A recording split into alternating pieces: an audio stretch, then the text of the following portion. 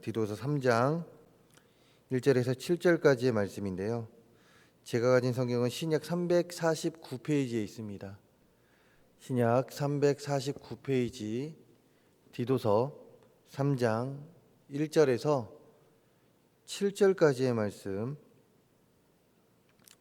디도서 3장 1절에서 7절까지의 말씀 우리 한 절씩 교독으로 읽겠습니다.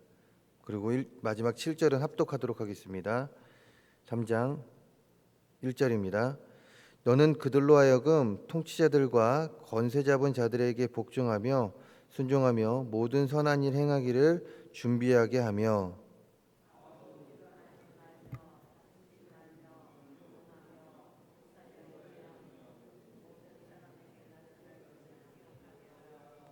우리도 전에는 어리석은 자요 순종하지 아니한 자요 속은 자요 여러 가지 정욕과 행락의 종노릇한 자요 악독과 투기를 일삼은 자요 가증스러운 자요 피차 미워한 자였으나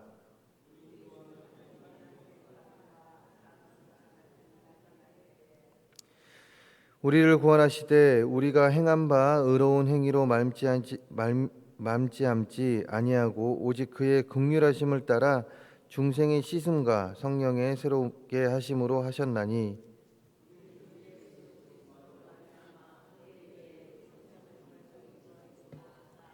함께 읽겠습니다. 우리로 그의 은혜를 힘입어 의롭다 하심을 얻어 영생의 소망을 따라 상속자가 되게 하려 하심이라. 아멘. 저는 이 시간 디도서 3장 1절과 7절 말씀 가지고 지켜야 할 의무가 있습니다 라는 제목으로 말씀을 나눠보려고 합니다. 한 책을 보니 은혜에 관해 이렇게 이야기를 합니다. 은혜란 마치 레슬링 경기에서 고전하고 있을 때 심판이 호루라기를 불어 경기 종료를 알리는 것 같다. 그러고서 심판은 우리가 이겼다는 판정을 내리고 가서 샤워나 하라고 말한다. 씨름도 끝났고 자존감을 살리겠다고 진땀 흘렸던 것도 끝났고 다른 사람을 이기겠다고 경쟁심에 불탔던 것도 끝났다. 은혜란 하나님이 우리 편이기 때문에 우리가 경기를 어떻게 하든 상관없이 우리가 승자라는 뜻이다. 그렇습니다. 넘어져도 일어서고 져도 이기고 잃어도 찾고 병들어도 고치고 망해도 흥하고 죽어도 다시 사는 것, 이것이 바로 은혜입니다. 하나님은 상황 반전의 대가이시기 때문입니다. 그렇기 때문에 하나님께서 주신 은혜는 정말 멋지고 값진 것입니다. 그런데 이런 하나님의 은혜가 어디에 있을까요? 바로 우리들의 삶에 있다, 이것입니다. 지금까지 하나님께서 우리 삶 가운데 항상 이렇게 멋지고 값진 은혜를 부어 주셨습니다. 믿으십니까? 그리고 지금도 이 은혜가 다른 사람에게 있는 것이 아니라 누구와 함께 하겠습니까? 바로 우리와 나 자신과 함께하고 있습니다. 뿐만 아니라 이 은혜는요, 앞으로도 우리 삶 가운데 항상 우리와 함께할 것이고 우리와 항상 함께하며 우리의 삶을 더욱더 평안케 해 주실 것입니다. 왜요? 우리는 하나님의 아들과 딸이 되는 자격을 얻었기 때문에 그렇습니다. 자격이 없지만 자격 없는 우리를 하나님께서 변화시켜 주셔서 우리의 삶을 변화시켜 주셔서 우리를 하나님의 딸과 아들로 세워 주셨고, 즉 하나님의 자녀로 세워 주셨고, 이런 하나님의 은혜 가운데 더욱더 살아갈 수 있는 자들로 우리의 삶을 반전시켜 주셨기 때문에 그렇죠. 이것이 얼마나 큰 기쁨인지 모르겠습니다. 이 기쁨 가운데 항상 감사하며 하나님께 영광 돌리며 살아가는 우리 모든 성도님들 되시기를 간절히 소망합니다. 그런데 이런 기쁨 가운데요, 우리에게는 의무가 생겼습니다. 하나님의 자녀가 된 우리에게는 의무, 즉 우리들이 지켜야 할 의무가 생겼다, 이것이죠. 그것은 무엇일까요? 오늘 말씀 디도서 3장 1절과 7절 가운데 하나님께서는 우리에게 말씀해 주시는데요. 먼저는 사회의 법과 질서를 지켜야 하는 의무입니다. 1절의 말씀 다시 한번 읽어보겠습니다. 우리 1절의 말씀 함께 읽어보도록 하겠습니다. 1절입니다. 너는 그들로 하여금 통치자들과 권세 잡은 자들에게 복종하며 순종하며 모든 선한 일 행하기를 준비하게 하며. 아멘. 1절을 보게 되면 통치자들과 권세 잡은 자들이라고 나옵니다. 이 말씀은 무엇일까요? 이 말씀은 국가의 권력을 이야기합니다. 즉 그리스도인들은 기본적으로 국가의 권력에 순종해야 합니다. 기본적으로 국가의 권력에 순종해야 한다 이것이죠. 그런데 여기에는 중요한 전제 조건이 있습니다. 그 전제 조건은 무엇이냐? 하나님의 말씀에 반하지 않는다는 조건입니다. 다시 말해서 하나님의 말씀에, 즉 이 성경 말씀에 반하지 않는 이상 우리 그리스도인들은요 국가 권력에 할 수 있는 한 최선을 다해 순종해야 한다 이것입니다. 그렇다면 왜 그럴까요? 왜 우리는 국가 권력에 순종하며 살아가야 할 것이 하나님의 말씀에 반하지 않는 이상 국가 권력에 순종하며 살아가야 하는 것일까요? 그것은 우리가 그리스도인으로서 하나님 나라 천국 백성으로서 타인에게 모범을 보여야 하는 자들이기 때문에 그렇습니다.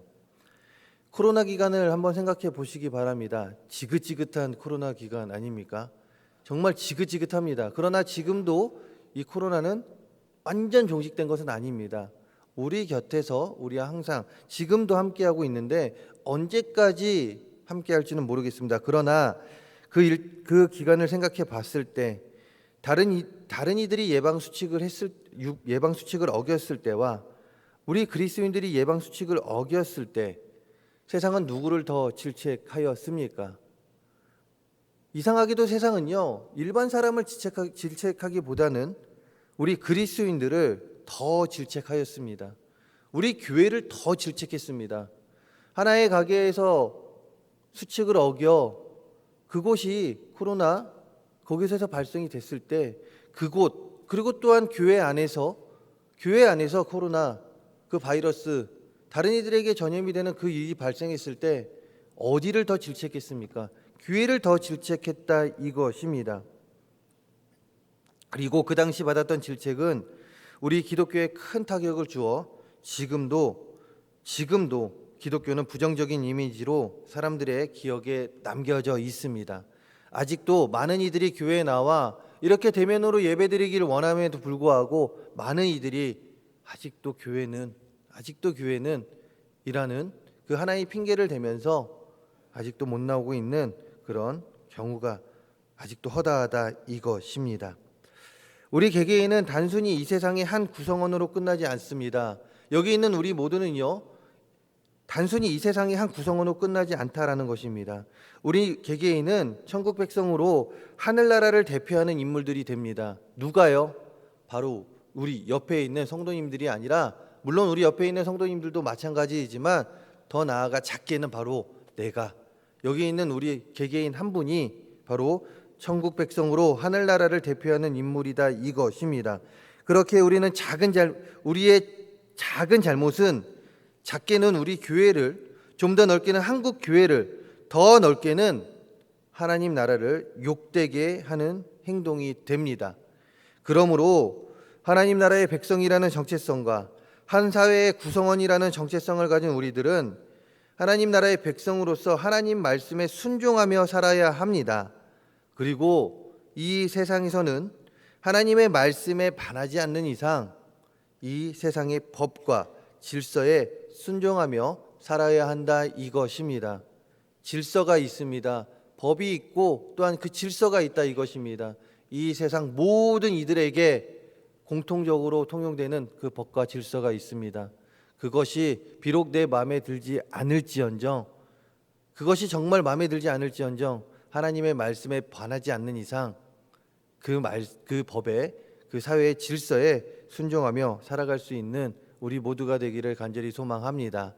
그러면서 우리 그리스도인들 다른 사람들은 모르겠지만 우리 그리스도인들은 참 다르다라는 것을 전할 수 있는 우리 삶이 되기를 소망합니다. 더 나아가 관용과 온유한 마음을 가지고 살아가야 할 의무가 우리에게 있습니다. 2절의 말씀 우리 한 번 더 다시금 읽어보도록 하겠습니다. 2절입니다. 아무도 비방하지 말며 다투지 말며 관용하며 범사에 온유함을 모든 사람에게 나타낼 것을 기억하게 하라. 아멘. 2절은요, 그리스도인들이 모든 사람을 대하는 태도에 대한 말씀입니다. 즉 1절이 그리스도인들이 이 사회에 대해서 대하는 태도라고 하면 2절은 그리스도인들이 사람에게 대하는 태도를 말합니다. 그런데 그 태도에 대해서 그 대상이 누구든지 무엇을 하지 말라고 이야기하고 있습니까? 비방이나 다투지 말라고 이야기합니다. 그러면서 이야기하기를 모든 사람에게 관용과 온유함으로 대하라고 말하고 있습니다. 무슨 말일까요? 비방과 다툼, 이것은요 바로 교만의 증상입니다. 비방하고 다툰다라는 것은 왜 다른 사람을 비방하는 것이고 다투게 되는 것입니까? 남보다 자기가 낫다, 남은 틀리고 나는 맞다, 즉 내로남불, 똑같은 일을 해도 내가 하면 로맨스예요, 다른 사람이 하면 그것은 불륜이고 잘못된 일이다 라는 그 마음이 우리 안에 있기 때문에 그렇습니다. 그렇기 때문에 다른 사람을 비방하고 다른 사람과 다투게 된다, 이것이죠. 한마디로 이야기해서 자기 중심적인 삶을 살기 때문에 그렇습니다. 이 마음을 버리라는 것입니다. 남을 비방하고 또한 남과 다투지 말라는 것은 이 마음을 버리라는 것이죠.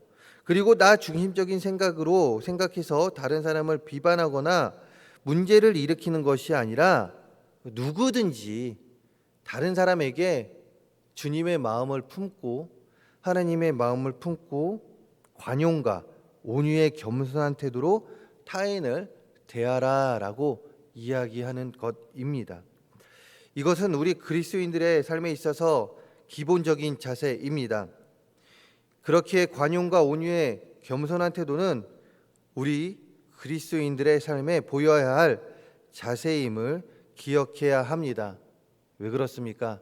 주님이 그 삶을 보여주셨고 우리는 작은 예수의 삶을 살아가야 하는 자들이기 때문에 그렇습니다. 이 세상을 살아갈 때 다른 사람들은 못해도 그리스도인이 된 우리의 삶 속에 남을 비방하거나 비판하거나 남과 다투는 그 삶이 아니라 그들에게 온유하게 대하고 그들을 감쌀 수 있고 다른 이들에게 겸손한 모습을 보일 수 있는 그 삶이 보여지는 우리 모두의 삶이 되기를 간절히 소망합니다. 이것은 분명히 선택이 아닌 우리 삶의 의무입니다. 기억하시기 바랍니다. 더 나아가 우리에게 주어진 의무가 있으니 이것은 기억해야 할 의무입니다. 그렇다면 무엇을 기억해야 할까요? 어떤 것을 기억해야 할 의무가 우리에게 있겠습니까? 우리 3절의 말씀 한 번 더 같이 읽어보도록 하겠습니다. 3절입니다. 우리도 전에는 어리석은 자요, 순종하지 아니한 자요, 속은 자요, 여러 가지 정욕과 행락에 종노릇한 자요, 악독과 투기를 일삼은 자요, 가증스러운 자요, 피차 미워한 자였으나. 아멘. 3절의 말씀 어떻습니까? 읽었을 때 긍정적인 단어가 많습니까? 아니면 부정적인 단어가 더 많습니까? 부정적인 단어가 더 많이 기록되어 있습니다. 그런데 이 부정적인 단어가 누구에게 속한 말입니까? 바로 우리들에게 있었던 일들입니다. 즉 우리는 죄인이었음을 기억해야 할 의무가 우리에게 있다, 이것입니다. 왜요? 우리가 죄인이었음을 기억할 때 우리를 살리신 하나님 그 은혜에 더욱 감사하며 살아갈 수 있을 뿐만이 아니라 현재를 살아감에 있어서 그 하나님의 말씀을 더욱더 붙잡고 살아갈 수 있기 때문에 그렇습니다. 우리는 죽을 수밖에 없는 자였습니다. 그러나 누가 우리를 살리셨습니까? 하나님께서 살리셨습니다. 3절 말씀에 기억하고 있듯이 우리는 어리석은 자요, 순종하지 않은 자요, 속은 자요, 여러 가지 정욕과 행락에 종노릇한 자, 악독과 투기를 일삼은 자요, 가증스러운 자요, 피차 미워한 자였습니다. 죽을 수밖에 없는 자였습니다. 그러나 하나님께서 우리를 택하셔서 그 십자가의 사랑으로 우리의 삶을 반전시켜 주셨습니다. 무엇으로요? 하나님의 은혜 가운데 우리가 죄인임을 잊고 살 때 우리는 그 하나님의 은혜, 이 그 크신 하나님의 사랑을 잊을 확률이 높습니다. 기억하시기 바랍니다. 우리는 죄인이었습니다. 그러나 우리는 하나님의 은혜 가운데 살아갈 수 있는 자, 다시금 살 수 있는 자, 영원한 생명을 얻을 수 있는 자로 변화되었습니다. 이것을 기억하시기 바랍니다. 동시에 4절과 7절에 기록하고 있듯이 하나님께서 자비와 사랑, 은혜를 베푸셔서 우리를 구원하셨고 성령을 풍성히 부어주셔서 하나님 앞에서 의롭다 하심을 입게 하셨으며 하나님의 후사가 되게 하셨음을 우리는 기억해야 할 의무가 있습니다. 앞에서도 언급했듯이 우리는 죄로 인하여 죽을 수밖에 없는 자들이었습니다. 그러나 하나님은 이런 우리에게 자비와 사랑, 은혜를 베풀어 주셔서 7절 말씀 하반절에 기록하고 있듯이 영생의 소망을 따라 상속자, 즉 하나님 나라를 바라볼 수 있는, 하나님 나라에서 살아갈 수 있는 상속자로 우리를 세워 주셨습니다. 하나님의 후사로 우리를 세워 주셔서 영원한 생명을 가지고 살아갈 수 있는 우리로 만들어 주셨다, 이것이죠. 이 은혜는 아무나에게 허락해 주신 은혜가 아닙니다. 하나님께 택함 받은 우리에게 부어 주신 은혜이다, 이것입니다. 그러므로 이 은혜를 우리는 기억하며 살아야 할 의무가 우리에게 있음을 기억하고 하나님의 은혜에 내가 할 수 있는 최선으로 보답하며 살아가는 우리 모두의 삶이 되기를 간절히 소망합니다. 하나님께서는 우리를 자신의 자녀 삼아 주신과 함께 거룩한 의무를 우리에게 허락해 주셨습니다. 그것은 하나님의 말씀에 반하지 않는 이상 사회의 법과 질서에 순종해야 할 의무, 관용과 온유한 마음을 가지고 살아가야 할 의무, 그리고 하나님의 은혜를 기억하며 살아가야 할 의무. 우리가 죄인이었지만 우리의 삶을 변화시켜 주신 그 하나님의 사랑, 그것을 기억하며 살아가야 할 의무를 우리에게 주셨습니다. 이 외에도 여러 의무들을 우리 삶 가운데 주셨습니다. 그런데 세상을 살아가며 하나님께서 우리에게 주신 의무를, 우리가 지켜야 할 의무를 잘 행하고 계십니까? 만약 그러지 못하고 계셨다면 늦지 않았습니다. 이제부터 행하시기 바랍니다. 이제부터라도 하나님께서 우리에게 주신 우리가 지켜야 할 의무, 이것을 기억하며 잘 행해 나아가시기 바랍니다. 하나님 말씀 붙잡고 행해 나아가시기 바랍니다.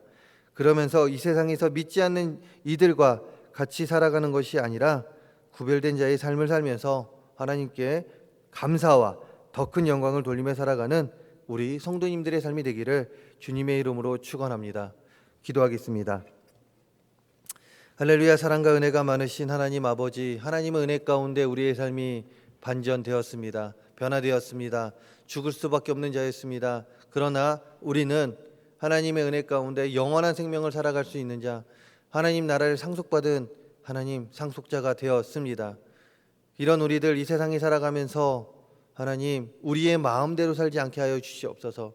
하나님의 마음을 품고 하나님께서 세상의 권력에 순종하라 하였사오니 하나님의 말씀에 반하지 않는 이상 그 세상의 권력에 순종하며 그 질서에 따라 더욱더 살아가게 하여 주시고, 그 가운데 하나님 아버지여 남을 비판하는 것이 아니라 주의 자녀된 자로서 온유하며 감사하며 그리고 또한 그들을 섬기며 살아갈 수 있는 우리 모두가 될 수 있도록 도와주시옵소서.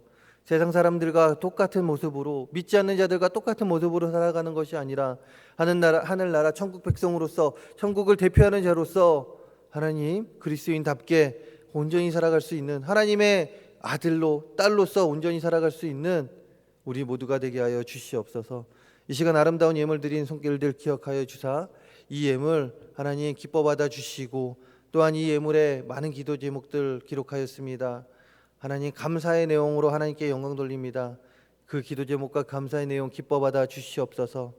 하나님뿐만 아니라 우리 모든 성도님들 항상 감사하며 살아갈 수 있게 하여 주시고, 남은 2023년도 감사의 기도 제목이 더욱더 넘쳐나게 하여 주시며, 하나님께서 지켜주신 가운데 하나님 매일같이 승리하는 삶을 살아가는 우리 모든 성도님들 되게 하여 주시옵소서. 오늘도 하나님의 말씀 더욱더 붙잡고 나아가매 기뻐하고 승리하는 우리 모든 성도님들의 삶이 되게 해주실 걸 믿사오며 이 모든 말씀 예수 그리스도의 이름으로 기도합니다. 아멘.